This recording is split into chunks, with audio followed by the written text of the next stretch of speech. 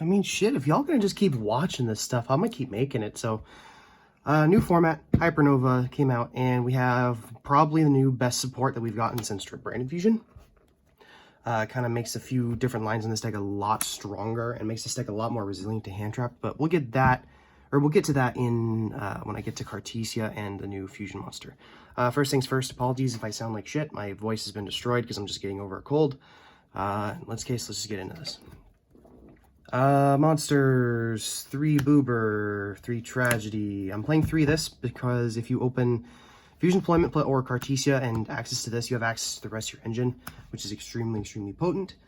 This is one of the weird cards that where even if you draw it, it's amazing to draw because you have so many ways to proc it. And even if you don't draw it, you have Brain Infusion, which a lot of ways to get to it anyway. And this is one of the few ways that lets you grind extremely well. Because you can get back your Brain Infusions, you can get your reds, your openings, and you could get Retribution. I'm currently not playing it, but that is something you can get. Dramaturge, Adlib, these are pretty standard now. This card's broken, I've already told you this. Dramaturge is also really good because I'm expecting a lot of the mirror match. And something that's been coming up more and more lately is super polying away both your, when your opponent super polys you, this makes it easier to play around that. Either your opponents can super poly this, in which case they're an idiot, and they're going to get this back anyway, and you're just going to negate whatever the hell they summon. Or they're just going to negate you're going to negate something in the future.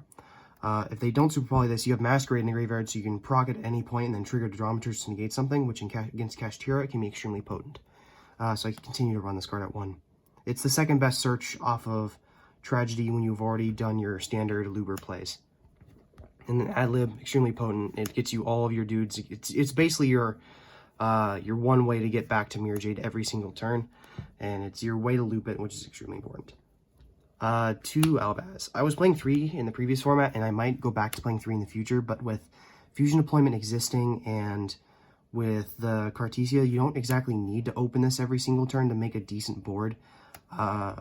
You can still play if you don't, or if you get your Ash, or if your opponent Ash is your Brain Infusion, and you don't have to have this to make Mirror Jade anymore, which is extremely nice. And for the rest of the Albaz stuff, 1 Cartesia. This card's broken, but I'm going to talk about this specifically when we get to Gangronganol, or whatever the fuck you call that card. Mercurier, this thing's your hand trap. It's like, you still do the Chainlink 1, Albion Chainlink 2 Lost play every now and then, so it's still important to have this. And then 1 copy of Kit. I cut the Ecclesia, mainly because you're finding yourself making the Albion less and less, and you're making Granganol a lot more consistently than you would Albion, because either you've drawn this and you can send it from hand to resolve and make Albion, or you have this on field, in which case you're just going to make Granganol, and then you're just going to use this as material anyway, so it doesn't really matter. And then lastly, 3 copies of Chain. I'm still on the full package. I'm on 3 Chain, 3 Patchwork, and then I'm on the 2 copies of Poly. You can play Poly at 3, but this deck already has a problem staying at 40 cards with as little tech slots as it has. So keeping this at 2 is just fine. And if you ever is needing to resolve the 3rd one, you're kind of losing anyway. Okay, back to spells. 3 copies of Brain Infusion. Obviously, it's a painful choice. Why would you not play this? 3 copies of Opening. Yes, I know one of them super. Fucking fight me. This card's broken. What the fuck am I talking about? This card's in. We all know what this card does. 2 of this. I cut Banishment. And I decided just to keep 2 of this because this is, in all honesty, a better card. Unless I'm starting to see more of the mirror match, which, to be fair, post-ban list, that might be the case.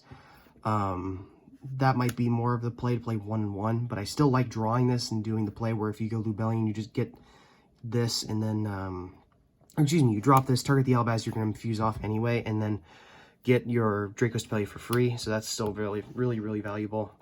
1 copy of Field Spell, 1 copy of Lost. Lost is broken, and I still play the Field Spell because of the Lost plus Mercurier play, or the Lost Brain Fusion play. So this is pretty standard now. 3 copies of Deployment. This gets you your Albaz or gets you Cartesia. Like I said, I'll get to the plays with Cartesia because the fact that Granganol exists makes this playable and makes a whole bunch of lines of the very important to know now. 3 copies of Books of Eclipse and 3 copies of Tactics. These are my flex spots. I used to play Allure with the 3 copies of Albaz and the 3 copies of Tragedy and all that. But with Albaz at 2 and the fact that Book of Eclipse is better against most other matchups. You'd rather have ways of interacting with your opponent that are also good for going first and second. If I had Thrust, I would play Thrust, but I don't own Thrust. If I was to play Thrust, I would probably cut, like, maybe Tactics, or, like, I'd probably cut 2 in one of these and then play the 3. Yeah. That is it for the main deck. It's pretty standard at this point. Okay, extra deck.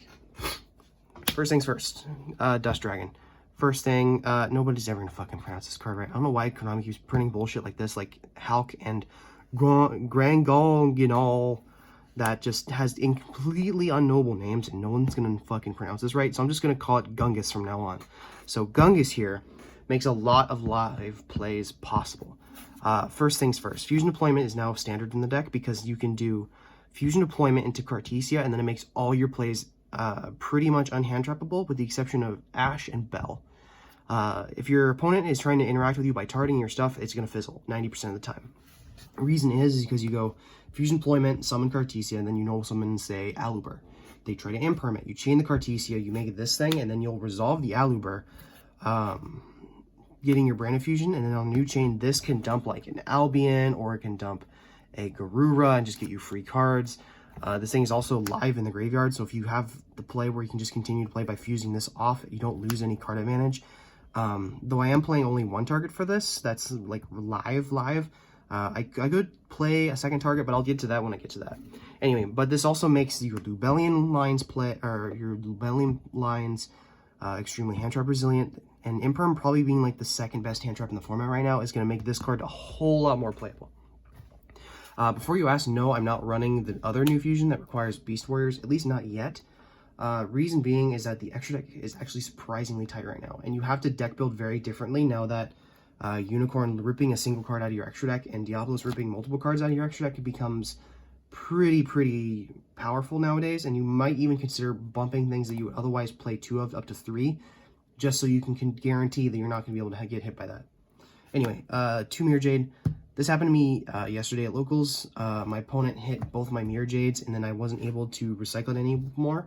However, what he should have been doing was hitting this, because I played 2 of this, and it would be just as effective. The Albion, yes, is still a thing I can do, but he knew I drew the Cartesia, and he knows me, so he knows that my ability to get to my light monsters is very, very hard to do. So if you're playing against what's it called, and you see Cartesia, usually hit this first, because unless they're siding into Nibs or they're playing Ecclesia, and somehow you're playing more than 40 cards, then hit this. Otherwise, you're going to be hitting this off of the Unicorn and the thing, or you're hitting this. If you have only access to 1 hit, you hit the Guardian Chimera, because most people are only playing 1. And honestly, I wish I was playing a second one in this format, because well, for one thing, I don't own a second one, but it's getting reprinted soon, so we'll see. 2 copies of Albion. This is the best thing you send off of Mirror Jade. 1 Albulanatus. I keep finding myself thinking about playing the Windbrum, and then remembering that it doesn't do a lot in terms of like continuing your board. These are the only ones that are extremely potent enough that with 2 copies of Albaz, you're going to be able to resolve consistently and have a ton of plays afterwards. So this is obviously going to get you your reds, going to get you random fusions, whatever. This can get you random fusion, but more importantly, this can get you fusion deployment. So if you can get access to that line, Cartesia is going to make your boards a lot better, because not only is it going to be a card that's always in your hand in the end phase, but it's going to give you access to one of your best fusions, and that's going to let you play a lot harder. So getting the fusion deployment does actually matter a lot. Draco's Stapelier is a super poly target, and so are these. This is more of the super poly target. This is something you can dump off of this and then just get free value. You don't always want to dump Albion off of that, because you'd rather save it for the Mirror Jade, because most, like 9 times out of 10, you're going to dump this first. And then Garura is going to get you your free draws regardless. Even if you're not maining super poly, you're still worth playing both of these. This protects your stuff the same way Cartesia does, except it's a little bit better if you can resolve it. And this thing, of course, is going to give you more value. Caritas and Double Mask. I am not playing the big Despia guy. I'm thinking about it just because he's a target off of Gungus. And if I was to do that, I don't particularly know what I would cut. Maybe the Mud Dragon, just because. But that again depends more on what I see in the format. If I see more things like Kashtira, then I'm not going to bother, because they're never going to have their shit in the graveyard anyway. But if I see stuff like, say, the Mirror Match, that might be better, because it's not only a better Super Poly target, but it's also a better Gungus target. I guess I'll show you the side. It's very rough because there's a lot of things I need to change going in the future because like this is a very new format and we don't really know what's going to pan out other than Kashtira. Triple Nib, it's a light target. It's like a blowout against Kashtira if they do full combo. Magnamut, double Druis. I don't want to completely turn off the idea that Tier is still going to be in the format because they still have a lot of powerful shit. I mean, if OCG says anything, then that Tier is probably one of the most resilient decks of all time right there with like BA and like Dragon Rulers in terms of things that can get hit and still be playable. Duster, again, I don't know how powerful Labyrinth is going to be. If I was to cut anything, I would probably cut these down to 2 copies and 1 copies and then play 20s. And then Dark Ruler is also in here, and then triple Super Poly. I'm already main decking outs to the Kashtira lock, and to be honest, the Kashtira lock isn't impossible to deal with, especially since Mirror Jade just exists. So as long as you can bait out the, what's his face, a Rise Heart, you can usually deal with the big guy, whether it be like just swinging into it, or not swinging into it, but swinging into the Rise Heart, crashing, and then by the time that hopefully you get to that point, they've used both their materials and then just nuke their board. And then because you'll have Albion and something like, or something like that engraved, you'll usually be able to get some follow-up after that. Unfortunately, there's not a ton of good Super Poly targets for it. Like, you can fuse off the Rise Heart, of course, but you can't fuse off the Fire Xyz monster that is the dude without, like, fusion deployment, which, to be fair, is a decent out, but a Rise Heart just exists, so that line is fairly hard to do. Plus, if you're getting zone locked, it doesn't really matter. I was also thinking if you're going more the, like, boneless route, you can also play, like, Allure of Darkness, and then these were some other cards I was playing at some point. You could play Allure of Darkness and then play 3 copies of the Dark Kaiju, so it's a dark, it's a Super Poly target, it's an Allure target. There's a lot of different ways you can like get value off of it. And then you could also play Banishment, excuse me, which is a halfway decent out to the Kashtira board. Same thing with Ecclesia because it gets you to these, but you know, same deal. If you're getting hit with like the full zone lock, the game's probably over anyway, and you need more things like Book of Eclipse and Kaijus to deal with that. Yeah, so speaking of Kashtira, I think I can tell you what the next profile is going to be. Shout out to my boy Kevin, who helped me get the fucking 1 pot of prosperity. I need to get 1 more planet, 2 more pot, and then I need to technically get thrustings, but those will probably come later. And I'll probably get the adventure package at some point too, but that's going to be the next list. Yeah, that's all I can pretty much think of. The deck is fairly potent going into this format. It can play around hand traps really, really well now. You can play into boards fairly consistently, especially since Mirror Jade just exists. You can pretty much break almost any board except for maybe the full Kashtira, Rise Heart, and plus 5 zone lock board. But yeah, this deck's pretty good. I hope you guys enjoyed. Like, comment, whatever.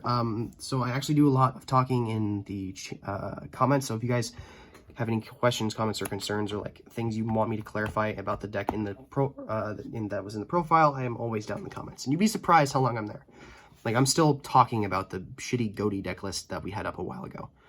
Even though I know literally nothing about that deck. You'd have to talk to the guy who actually built it. But yeah, play this game, fuck hoes, get bitches.